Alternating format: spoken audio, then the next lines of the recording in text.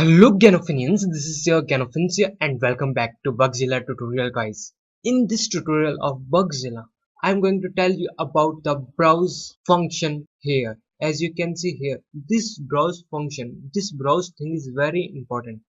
If you want to locate, to trace a bug which you think you can solve it out, you think you can trace it out, then you can find that particular bug using this browse feature. When you will click on this browse feature, then you will see some categories. The categories which we see while filing a bug. As you can see on your screen, there are some categories. Okay, let's take this food replicator categories. Software that controls a piece. Okay, now let's go to this salt component.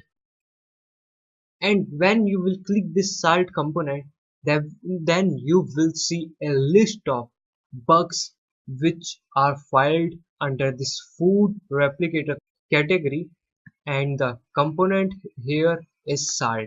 Here you can see a number of bugs which are filed. If you click any of the IDs of any bug, then you will be redirected to the details of that particular bug, the whole details which are filed with that particular bug. As you can see, salt mixed with drugs, food replicator, hardware HP, Windows XP, importance priority 1, critical level priority 1 critical level, target milestone. Here you can see a huge, a full details on that particular bug. Whoever IDs bug you click, you will see that particular bug's whole detail. That's how the browse function works. So I hope you guys got about this browse function. If you got any query or question regarding to this thing, then you can ask me in the comment section below.